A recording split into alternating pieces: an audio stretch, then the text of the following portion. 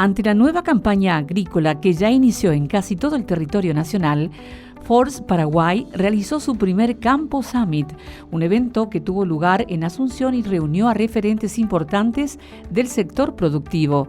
El encuentro fue un espacio para debatir y aportar ideas sobre los desafíos y oportunidades del sector agrícola y ganadero, así como del campo en general.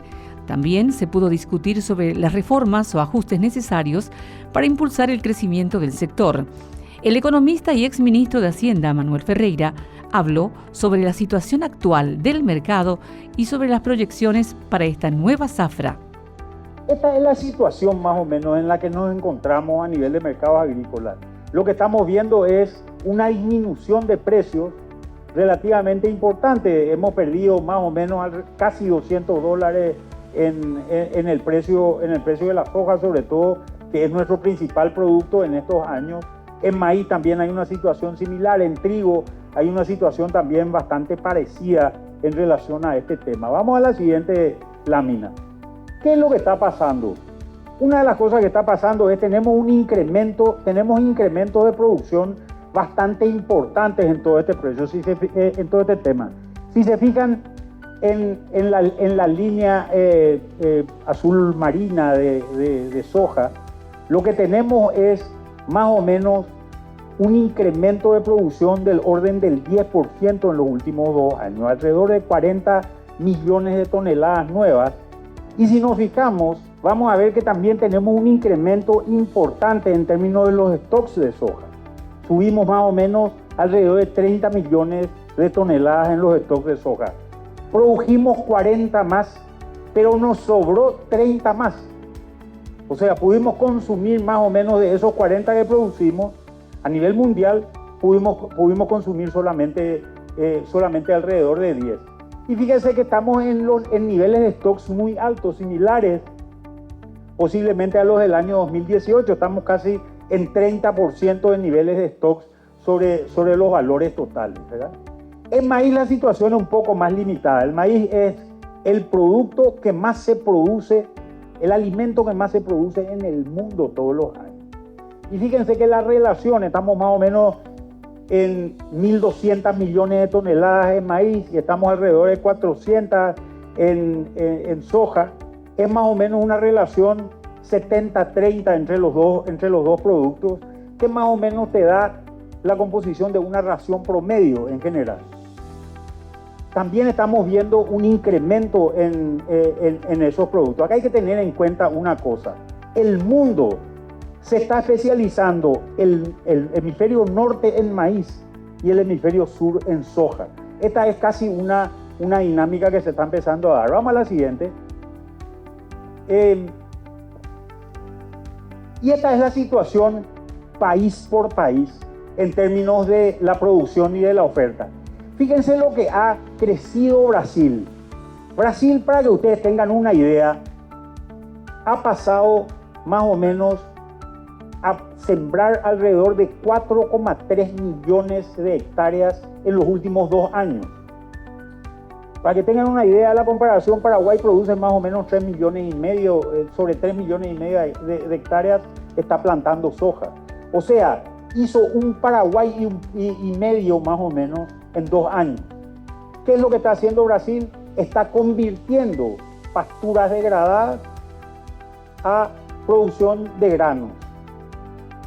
¿Cuántas hectáreas de pastura degradada tiene Brasil? Hoy estamos hablando más o menos de alrededor de 95 millones de hectáreas. Paraguay tiene 40 millones de hectáreas hasta si sumamos este local, ¿verdad? O sea, tiene 2 veces y medio Paraguay para convertir pastura. Esta es una situación que es obviamente preocupante para mucha gente. Este año tuvimos una pequeña caída, pero Brasil sube de 116 millones de toneladas a 162 en prácticamente un año. Vamos a ver un poco eso un poco más adelante. Estados Unidos viene oscilando. Este es un buen año americano también, donde seguramente va a haber una ampliación de producción. Argentina, que había tenido una sequía en la temporada 22-23, duplica su producción en un momento dado, y este es el año donde nos entró toda la producción granelera argentina y nos entró toda la producción granelera brasilera también. Obviamente eso tuvo su impacto en una serie de precios. Nosotros venimos oscilando en valores de alrededor de 10 millones de toneladas, que es más o menos lo que nos vamos moviendo. En términos de producción de maíz, fíjense que Estados Unidos, el gran productor, China también. China es el gran comprador de soja también. Y como parecería ser que China es un país enorme, sin embargo, alrededor del 40% del territorio nomás es sembrable en el caso de la China, y ellos tienen dos productos. Un producto es básicamente el maíz, el otro producto es básicamente el arroz que necesitan para consumo humano. China no va a ser un gran competidor a pesar de tener mucha superficie donde podría avanzar y de tener una tecnología todavía de bastante bajo nivel. Brasil es otro jugador con su maíz safrinha. Fíjense que está entrando con valores importantes de producción a pesar de esa situación. Vamos a la siguiente lámina. Fíjense lo que hace Brasil. Cuando miramos el caso, esta es la producción, aquellos son los stocks finales. Fíjense que la producción sube más o menos 40 millones de toneladas en un solo año, Brasil. En un solo año, en un buen año, te genera eso. Este año no fue tan bueno, por eso hay una baja, pero seguramente se espera una buena producción para el año que viene. En el caso de Argentina, que había tenido esa baja importante en la temporada 23, eso está fuera de los parámetros que Argentina utiliza. Argentina es nuestro principal comprador de grano, dado que nosotros hemos decidido no venderle a China. Esta decisión, que es una decisión política, ha sido una decisión importante en ese sentido. Y en términos de stocks, Brasil, que había perdido stocks el año pasado, este año ha recuperado sus stocks, y Argentina también en ambos casos, ¿verdad? Vamos a la siguiente. En cuanto a la producción de maíz, Brasil está oscilando alrededor de las 130 millones de toneladas. Argentina está oscilando también alrededor de las 50 millones, con este problema serio que es la cigarrita en toda la zona, ¿verdad? Este problema de la cigarrita parecería ser tener ciertos problemas y está abriendo puertas seguramente a otros cultivos, como es el caso del sorgo, por ejemplo. Argentina va a elevar su producción de sorgo de 900.000 hectáreas a más o menos 2 millones de hectáreas para el año que viene, justamente por este problema. Posiblemente Paraguay también tenga que seguir un derrotero similar a esto, así que la situación en ese sentido va a ser bastante importante. Y Brasil, que había tenido stocks relativamente importantes, ahora seguramente va a recuperar también esos stocks. Vamos a la siguiente.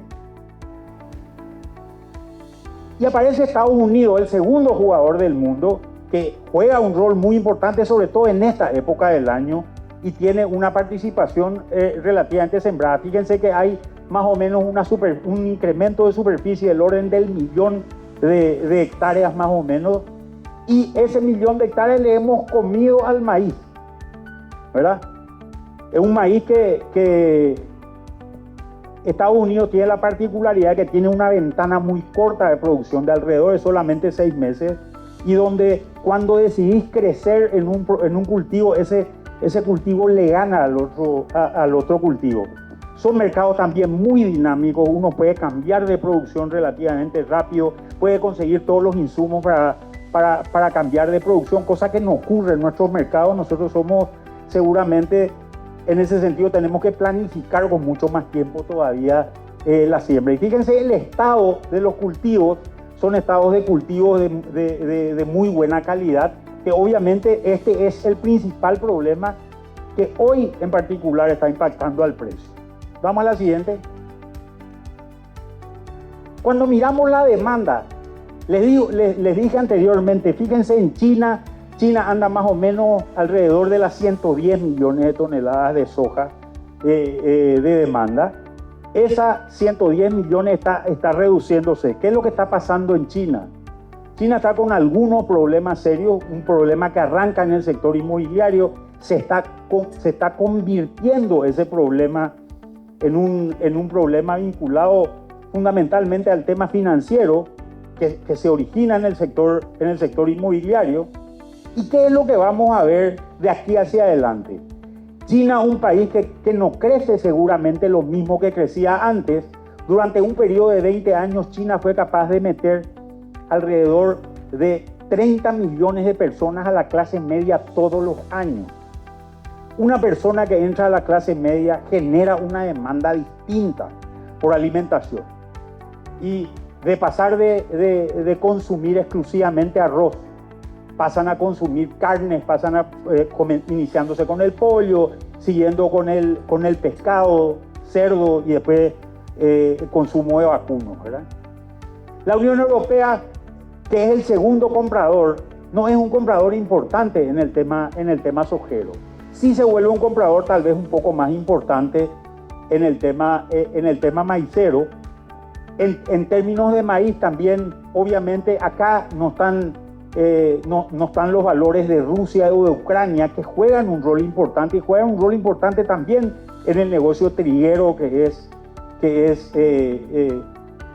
un jugador importante. Pero creemos que el principal factor es este desinflamiento, por llamarlo de alguna manera, del ritmo al cual venía consumiendo China. Que ojo, esto no quiere decir que China va a dejar de comprar soja. Como les dije anteriormente, China no puede dejar de comprar soja. Necesita esta proteína vegetal para gran parte de sus raciones.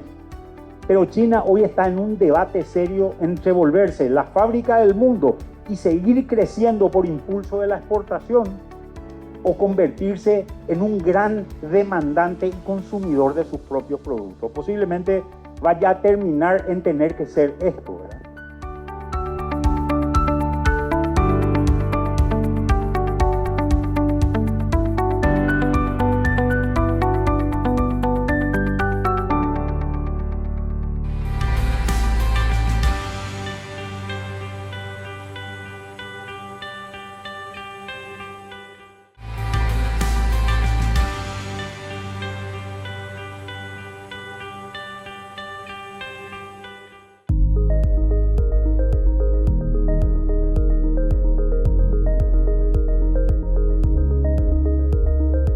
El Forbes Campo Summit tuvo como objetivo visibilizar la importancia de todo lo que el campo produce para el país, dado el peso que tiene este componente en la economía del Paraguay. Así también mostrar el trabajo que está realizando el sector productivo y los desafíos para abrir nuevos mercados en todo el mundo. En ese sentido, el economista Manuel Ferreira habló de la oferta y la demanda de los granos a nivel mundial y cómo podría comportarse el precio en las negociaciones de la campaña que inicia.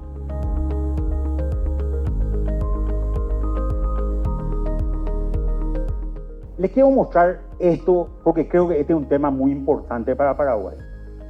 Esta es la estacionalidad. En un año, los precios de la soja sobre valor de 100 están en el mes de abril a 105 más o menos, 106 prácticamente, y en el mes de octubre están a alrededor de 92% del valor promedio del año.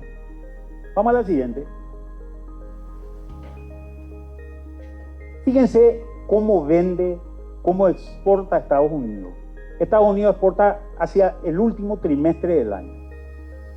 La línea roja es el promedio del mes. Las líneas azules fue como fue evolucionando los últimos 15 años eso. Argentina, ¿cómo exporta? Argentina exporta en el invierno, fundamentalmente. Brasil, que es el mayor productor del mundo, ¿cómo exporta? Igualito que Paraguay. Nosotros estamos saliendo a vender granos en el momento en que los granos, en el momento en que el vendedor más grande del mundo también sale a vender granos. Parece que algo no estamos haciendo bien en este sentido. Esto es solamente grano. Vamos a la siguiente. Cuando miramos todos los productos del complejo, la situación es muy parecida. La situación es muy parecida. Fíjense, Estados Unidos vendiendo hacia el final del trimestre, Brasil vendiendo en zafra, y Paraguay le imita a lo que hace Brasil. Nos estamos equivocando en eso. ¿Y dónde se nota? Vamos a la siguiente. Se notan los premios. ¿Qué está pasando con los premios? Esas dos líneas le marcan el fin del año agrícola. Y fíjense lo que pasa. Nosotros en enero del 2023 teníamos un premio mínimamente positivo. Después los premios se van descomponiendo. Esto es Puerto de Asunción. Si llevamos esto a Ciudad del Este es $100, no es 70, ¿verdad? Hay que cargarle 25 o 35 o 40, hay que cargarle a estos valores. Llega el mes de julio, se empiezan a desinflar los premios y este año fue peor. Hoy la soja en Paraguay se está pagando más caro que en Chicago. ¿Y por qué se está pagando más caro que en Chicago? Porque este es el momento donde Brasil se le está acabando la producción y Estados Unidos todavía no tiene físico en soja. Nosotros tenemos que cambiar nuestra forma de vender soja, sobre todo nosotros los agricultores. Gran parte de esta soja hoy está en poder de los acopiadores. Pero ¿qué pasa? El agricultor paraguayo estaba acostumbrado a producir, cerrar todos los contratos, salir y vender el grano. Y si entregaba y pagaba todas mis cuentas, después lo que tenía que hacer era, aparte de pagar todas mis cuentas, tenía que salir también a generar mi utilidad. Se acabaron esos días. Hoy el tipo que va a ganar plata en esto es el que sabe comprar y el que sabe vender. El agricultor paraguayo en general financia su cosecha o su campaña aunque tenga la plata en el banco. Y esa situación es una situación riesgosa. Vamos a tener que empezar a trabajar de otra manera. Por ejemplo, este es el momento donde el silo bolsa te puede servir de mucho, ¿verdad? Seguramente lo que vamos a tener que hacer es trabajar mucho más como trabajan los argentinos. Agarrar la cosecha, pagar tu cuenta y una vez que pagaste toda tu cuenta, guardar eso y esperar. Los argentinos llegaron a tener una campaña entera guardada en silo bolsa. ¿Por qué? Porque sus márgenes son así. En estos momentos donde tenemos una situación que seguramente va a seguir existiendo una demanda, pero mientras no haya quiebre de campaña en otra parte del mundo, nuestros precios no nos van a dar un margen extraordinario, fantástico como el que tuvimos y que nos permitía ocultar y esconder todo tipo de ineficiencia. Esos momentos se acabaron. Hoy está en discusión quién es el que gana plata. ¿Va a ganar plata el agricultor o va a ganar plata el acopiador?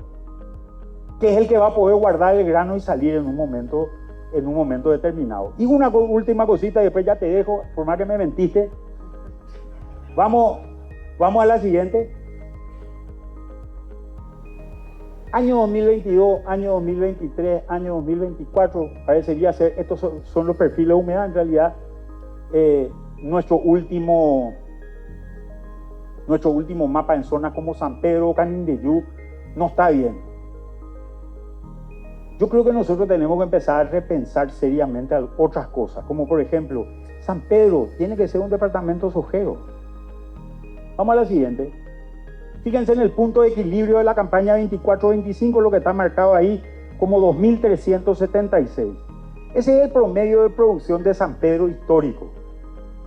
Vos estás hoy en un promedio de producción que es tu punto de equilibrio, con los precios de soja actualmente.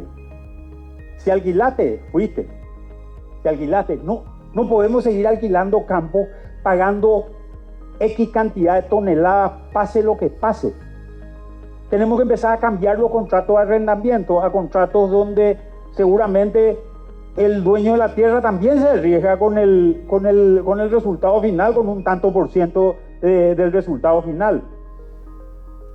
Creo que estas son situaciones que tenemos que empezar a ir viéndolas porque en realidad las cosas pintan como pintan, ¿verdad? Los resultados internacionales, los excesos de producción, Brasil creciendo mucho, China que no tiene el nivel de aceleración que tenía anteriormente, nos obligan a tomar decisiones dentro de nuestra tranquera que tienen que ser importantes para poder subsistir. Por su parte, el presidente de la cooperativa Chortitzer habló de la construcción del corredor bioceánico y su impacto en el desarrollo productivo del país y principalmente del Chaco paraguayo. Realmente un gusto hablar de lo que nos afecta a todos nosotros, no solamente como chaqueños, sino también al todo el Paraguay, ¿no? Va a tener su impacto sobre todo el Paraguay en primer lugar. Y para iniciar me gustaría saber un poco, para interactuar un poco, cuáles ustedes, si podrían levantar la mano, que ya visitaron a Loma Plata o a Filadelfia, en el Chaco Central. Que ya visitaron. No quieren visitar, que ya visitaron. Parece que entonces... Todos conocen. Parece todos ya conocen, o sea, entonces ya muchos ya podrían aportar. Y por otro lado, ¿quiénes ya pasaron sobre la ruta bioceánica existente? ¿Quiénes ya usaron? Un grupo menor, pero ya interesante. Muy bien, así que yo creo que es algo ya real, algo ya existente, algo lo que no se proyecta, sino hay que trabajar. Y en ese ámbito, creo que para todo el Paraguay y más para Chaco es algo que tenemos que aprender a manejar, porque hay varias opciones que podríamos visionar. Uno es que pase la ruta nomás y que queden que como Paraguay, como Chaco, quedemos inactivos. Yo creo que eso no sería ideal. Y como ya dijo el economista, y yo soy también de formación economista, en lo micro y en lo macro, en el Chaco hay que hacer diferentes aspectos, hay que trabajar, hay que preparar la zona, hay que preparar el Chaco Central y acoplar el Paraguay en general. En varios ámbitos que pasa por el polo de desarrollo en el Chaco Central, nosotros podemos pensar como cooperativas también que ya trabajamos como siendo una cooperativa multiactiva. Somos una cooperativa que trabaja producción en cadena, digamos, ¿no? Así que seguimos en eso, que trabajemos en sistema cluster, que agregamos valor, porque el Paraguay, interesantemente, o tal vez menos interesantemente, hasta hoy en día procesa muy poco. En Paraguay faltan muchas industrias y mucho más en el Chaco Central, porque en el mundo se puede darle valor agregado y eso mejora la rentabilidad y mejora el valor del producto que se exporta, y creo que hay momentos interesantes que eso genera con el tema de la conectividad, y tenemos que pensar también en otros ámbitos, que sea por ejemplo en el sistemas de flete con bitrenes. Creo que esos son ámbitos que nos da nuevos escenarios no tradicionalmente conocidos. Y lo otro también, que el Chaco Central o la ruta bioceánica nos hace pensar en sistemas de producción, en sistemas económicos no tradicionales, sistemas de producción no tradicionales, no solamente agropecuarios, sino también de maquila, de tecnología y otros ámbitos que en una zona semi-árida como es el Chaco Central, ahí nos podría perfectamente trabajar con algunas industrias y que no son tan dependientes del clima, digamos, ¿no? Ronald, ¿qué necesita la cooperativa? ¿Qué necesita el país y el corredor bioceánico del Estado para que no seamos una simple pasarela de mercadería? ¿Qué les tiene que dar el Estado? ¿Qué creen que están necesitando ustedes? Y bueno, para no hacer muchas vueltas, en cualquiera de nosotros precisa de un plan.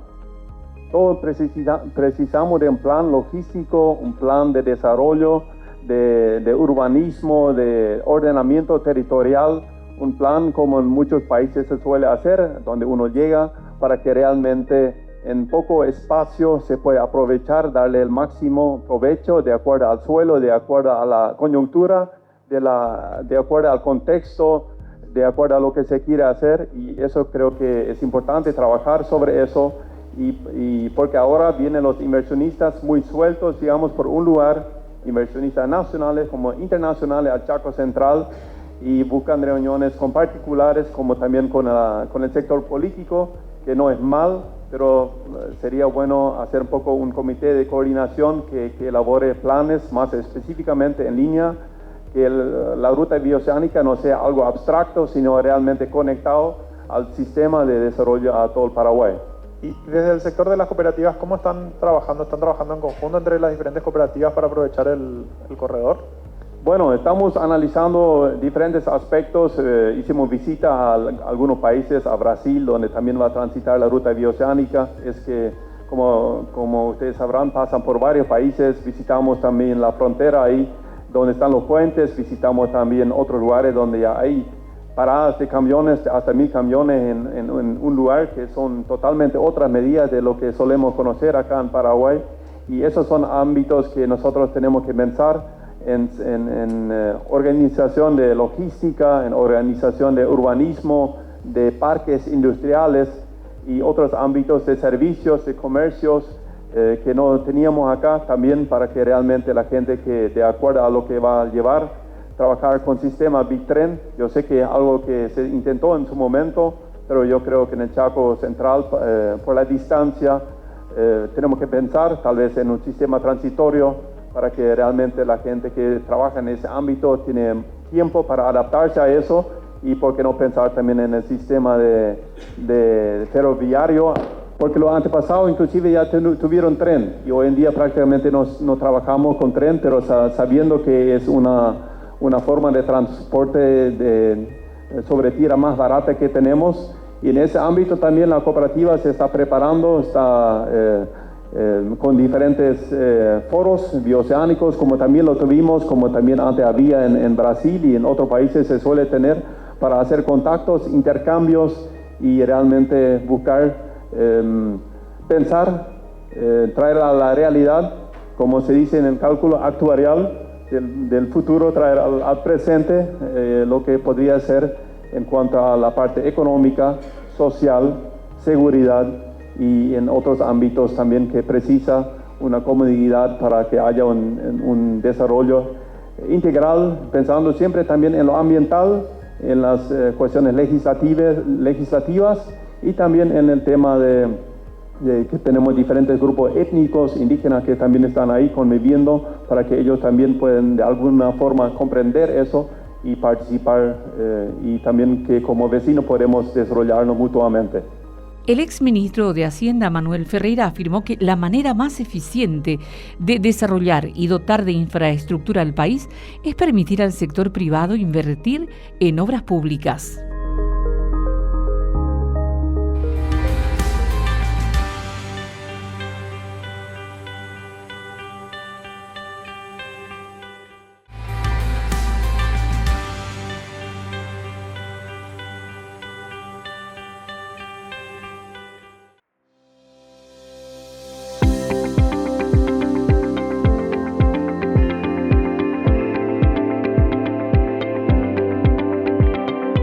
La presentación Forbes Campo contó con entrevistas exclusivas a líderes y referentes del sector agropecuario, quienes compartieron su visión sobre la situación actual.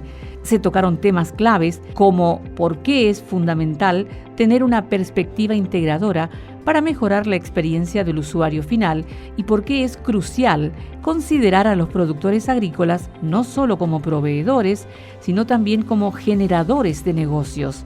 Siguiendo con la línea del evento, el ingeniero agrónomo Edgar Mellereyer, de la Unidad de Gestión de Riesgos del Ministerio de Agricultura y Ganadería, expuso sobre el impacto del cambio climático en todos los niveles de la agricultura. Es que en este tiempo de lo que se habla mucho, y incluso se ha llegado a satanizar más de una vez, se habla mucho del cambio climático, pero muchos se olvidan de la variabilidad climática. Es un tema que yo quería mencionar para que podamos de alguna manera entender. Existe una variabilidad climática natural en nuestro país que ocurre cada 15 o 18 años, en donde por las condiciones atmosféricas y por la topografía propia de nuestro país, nuestra región, tenemos épocas de aguas altas, o sea, buenas lluvias, y otros momentos con precipitaciones deficitarias. Normalmente, si uno se remonta a los datos, en los años 60-70 fue una época donde las lluvias no fueron muy buenas, fueron bastante deficitarias. Los años 80-90, ustedes recordarán, tuvimos importantes inundaciones, incluso Pilar, que en su momento fue evacuada en este mismo lugar, estuvo con un problema en el año 82, 83. El siguiente periodo de 15 a 18 años, nuevamente aguas bajas, y ahora estamos entrando en un periodo donde deberíamos estar ya con aguas altas. Un detalle no menor, refiriéndome a eso, es que si nosotros consideramos un evento que hasta el año 82-83 y que empezó a ser estudiado en el 97-98 como tal, que es el evento del Niño, es importante hacer una correlación debido a que coincide algunos de esos eventos con esa situación de mejores condiciones de precipitación o déficit de lluvia, tiene un impacto bastante interesante. Por eso es importante recordar de que el evento del Niño, o ENOS como se le conoce, o ENSO, dependiendo si es en inglés o en español, tiene dos características, o sea, son dos situaciones bastante diferentes. El Niño es un evento que tiene una fase cálida y una fase fría. La fase cálida es el Niño propiamente dicho, y la fase fría que es denominada la Niña. Eso genera condiciones totalmente diferentes, especialmente en nuestro país, cuando se genera una situación normal. Entonces, imagínense un evento del Niño cuando coincide con la época de buena lluvia, normalmente genera precipitaciones y genera inundaciones importantes.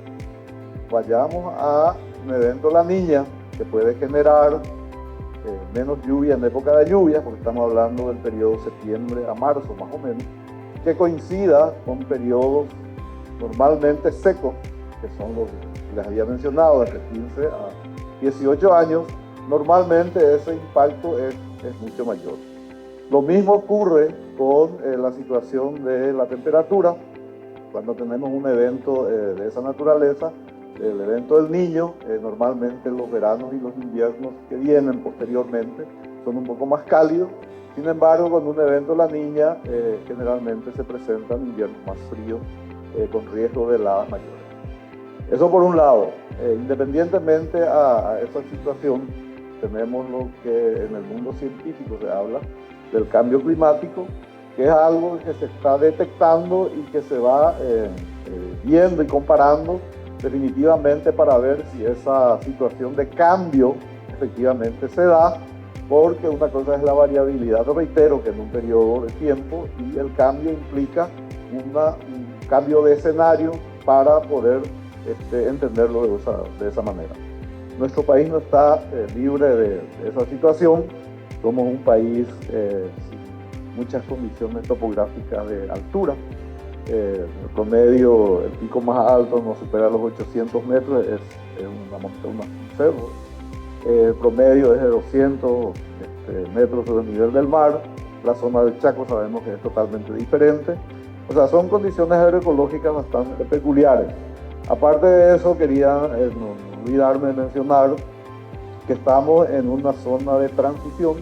Somos un país subtropical, o sea, no somos ni templados ni tropicales. Por lo tanto, tenemos las mismas características de ambas clasificaciones. Tropical por un lado y subtropical, templado por el otro lado. Por eso tenemos heladas relativamente importantes. Entonces, un poco la idea de hacer esa introducción se refiere a esta situación. Nosotros estamos viendo, incluso con el señor ministro cuando estuvo ya en la cartera, que se hicieron trabajos importantes desde el punto de vista para minimizar esa situación, y creo que el doctor Manuel Ferreira mostró unos mapas, que son mapas que nosotros generamos dentro de lo que es un balance hídrico agrícola que se corre en forma diaria, en donde en la región oriental, lastimosamente en la zona del Chaco recién lo vamos a hacer ahora, porque tenemos problemas de conseguir informaciones de los tipos de suelo, porque los análisis, las clasificaciones de suelo no son tan buenas en la región occidental, por lo tanto lo estamos actualizando. Entonces, esa es una herramienta que desde el 2016 estamos teniendo, que lo hicimos con la idea de que las aseguradoras, las empresas aseguradoras, puedan utilizarlo como herramienta para poder de esa manera bajar un poco el costo de las primas. Es una herramienta que utiliza datos meteorológicos diarios, tipos de suelo, no está dividido por departamentos ni mucho menos, sino por tipos de suelo, cultivos, profundidad de raíces, toda la fenología y la característica del suelo. Con esa información lo que se hace es ir monitoreando la humedad del suelo a nivel diario, se actualiza cada 24 horas, eso está disponible, es una herramienta libre, de acceso libre, está disponible en la página del Ministerio de Agricultura y en la página de la Dirección de Meteorología, donde pueden acceder sin ningún tipo de inconveniente. Reitero, ahora estamos en una fase 2.0, perdón, para incorporar la región occidental y mejorar y aumentar la cantidad de fechas de siembra, porque hemos visto que en todo este tiempo eso ha ido cambiando bastante y lo que queremos es ir ajustando un poco a esos detalles. Básicamente es una herramienta que nos permite a nosotros conocer mejor el desarrollo del cultivo. Incorporamos las variedades, son 13 cultivos en total, incluida pasturas, y tenemos unos mapas de riesgo que toman todo lo referente a la vulnerabilidad de los cultivos y de la parte ganadera para poder generar esos mapas. Por otro lado, también ya enfrentando esta situación que tenemos de pronóstico para esta zafra, hay dos herramientas más que estamos utilizando. Una se llama ASI, que es el Sistema de Monitoreo para Sequía, utilizando imágenes de satélite. Utilizamos lo que se llama un satélite, el CHIRS, que nos permite cada 22 días ir monitoreando todo eso. También esto está disponible. Y las mesas técnicas agroclimáticas, que son lugares de discusión donde participa la Dirección de Meteorología, el Ministerio de Agricultura y a nivel de gobernaciones, municipalidades, técnicos y productores para discutir de alguna manera las perspectivas para su zona, para su región, para que puedan tomar las mejores decisiones. Bueno, cerrando un poco lo que yo quería comentarles, la idea es de que les hable un poco respecto a lo que se espera los próximos meses. Justamente ayer salió un nuevo comunicado de la Organización Meteorológica Mundial, que es el organismo rector que genera este tipo de información de vigilancia del clima, pero correlacionando siempre esa información con los centros mundiales que son de Australia, Estados Unidos, Japón, Rusia y la Comunidad Europea, donde se sigue teniendo como base el evento La Niña que se va a estar instalando a partir del mes de septiembre-octubre, pero con una salvedad de que de acuerdo a los modelos que se están manejando, ese evento va a estar considerado débil y más allá de eso, eso genera una suerte de tranquilidad por un lado, no un evento fuerte o moderado que podría generar inconvenientes. Hay un 80% de probabilidad que eso se dé. En este momento estamos en un estado neutral. Les dije que el Niño tiene dos eventos, la fase cálida y la fase fría. En este momento estamos en un estado neutral, por lo tanto se espera que en los próximos meses se instale el evento La Niña en el Océano Pacífico y eso genera normalmente menos lluvia en época de lluvia. Los impactos que podemos esperar, nosotros tuvimos un Niño atípico, porque normalmente un evento del Niño, la fase cálida, debería generar más lluvia en época de lluvia. No tendríamos que haber tenido esos meses secos que hemos tenido en la zafra pasada, pero se comportó en nuestro país de una manera totalmente atípica y eso también nos da pie a entender de que los eventos en sí no son todos iguales, tienen sus desviaciones.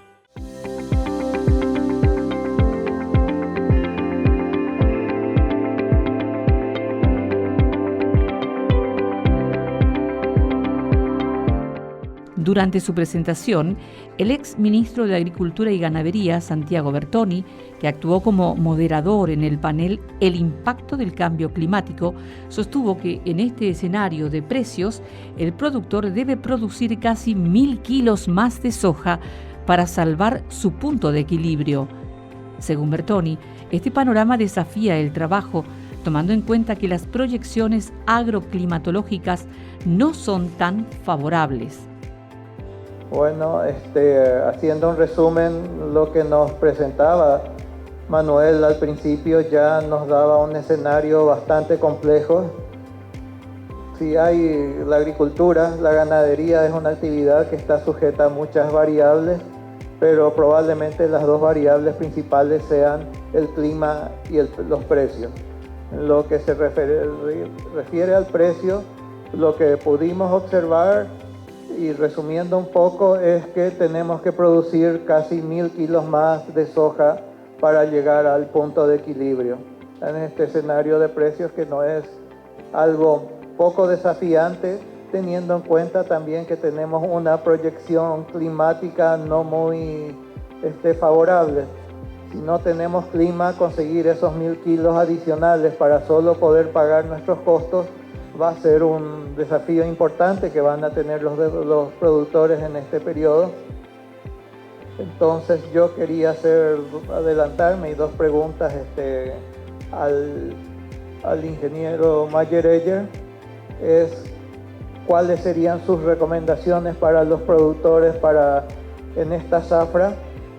¿Qué medidas podría tomar para ir previendo dentro de la información que se dispone? Sabemos que la información meteorológica no es una ciencia exacta y que la información, yo creo que recién con 3 meses de antelación tenemos un panorama de lo que va a suceder en los siguientes 3 meses, pero lo que va a pasar después también yo creo que está todavía dentro del ámbito de mayor incertidumbre. Y por otro lado, tenemos también una proyección de que las temperaturas van a estar por encima de lo normal. En los años anteriores teníamos los productores que por una cuestión de aprovechar mejor los espacios temporales, adelantaban un poco la siembra, pero esas siembras eran bastante golpeadas por temperaturas bajas en un inicio de la zafra. Sí, ¿cuáles serían esas condiciones también para los productores que tengan ya condiciones de humedad para sembrar, ingeniero? Sobre las recomendaciones en este escenario, Mayer-Eger hizo énfasis en las buenas prácticas agrícolas y la elección correcta de variedades y del ciclo de producción de los cultivos. Sí, en realidad, más que nunca las buenas prácticas agrícolas son las que se recomiendan, variedades acorde a la época. No mover el suelo, eso es algo que ya hemos aprendido, tratar de no mover el suelo lo que se pueda. Sembrar variedades básicamente de ciclo más largo para que pueda de alguna manera aguantar si es que tenemos algún tipo de problema desde el punto de vista de falta de agua.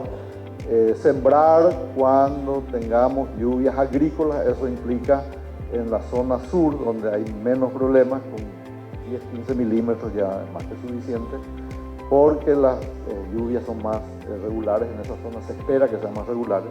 Sin embargo, en el norte estamos hablando de temperatura, de lluvias por encima de 30 o 40 milímetros, porque en este momento la última visita que hemos hecho en esos lugares, prácticamente no se ha podido hacer ningún tipo de laboreo. Y por otro lado, enfocándonos un poco a lo que es la pequeña agricultura, hemos visto que la gente se olvidó de algo tan elemental como el manejo de suelo, curvas de nivel y curvas de retención de agua, y la utilización básicamente de abono verde.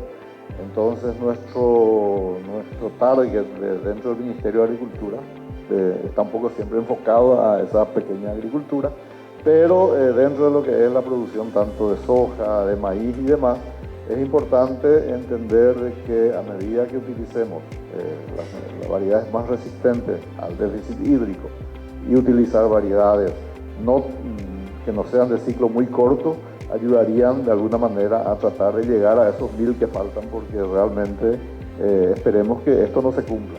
La incertidumbre siempre es importante, eso se menciona, pero lo que sí es importante recalcar es que las buenas prácticas agrícolas, cuando el elemento clima está condicionando la situación, es la que puede ayudar definitivamente a mejorar. Y por otro lado, por lo que se espera para más adelante, normalmente después de un evento La Niña, las condiciones de temperatura suelen ser un poco más templadas.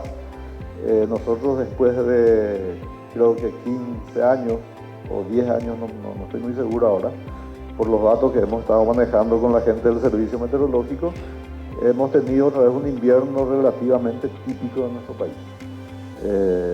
Inviernos donde en una semana tuvimos intenso frío, pero no llegamos, para que se den cuenta de la irregularidad de todo esto, no se llegó a 0 grados en la mayoría de los lugares donde tuvimos registro de temperatura. Tuvimos heladas agrometeorológicas, pero no tuvimos heladas meteorológicas. No estamos hablando de sensación térmica, estamos hablando de registros de temperatura en una estación meteorológica. Una helada meteorológica es 0 grados en caseta y una agrometeorológica es aquella temperatura la cual ya esa temperatura es tan baja que la afecta al cultivo dependiendo de la etapa que se encuentre. Entonces podemos esperar altas temperaturas ya a partir del periodo de octubre, noviembre, diciembre, incluso enero, y la probabilidad de que podamos tener invierno un poco más templado a partir de más adelante. Eso implica que el trigo, yo creo que este año vamos a tener buena producción de trigo. Podemos esperar nuevamente que el próximo año podamos tener esa misma situación. Y el detalle no menor es que, es cierto, se planifica con 3 meses de anticipación. Y no nos olvidemos que estamos ante una situación de una bajante del río muy importante. Sabemos que los insumos tienen que llegar a tiempo y sabemos también que eso va a implicar un exceso de los costos en el momento en que se tenga que hacer la adquisición. Finalmente, el exministro Bertoni remarcó la importancia del sector agropecuario y sostuvo que en el mediano plazo seguirá siendo la base fuerte de la economía paraguaya. Indudablemente la agricultura va a seguir siendo, cuando digo agricultura me refiero a todo, una de las principales áreas económicas de nuestro país en lo siguiente, por lo menos a mediano plazo.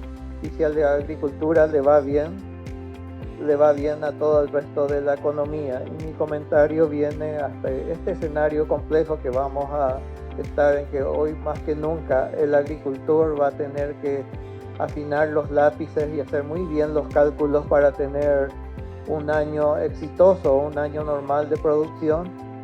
Hacer una pequeña reflexión, si tenemos en cuenta la sequía que todos recordarán, la del 2022, en que tuvimos una caída del 70% de nuestra producción de soja.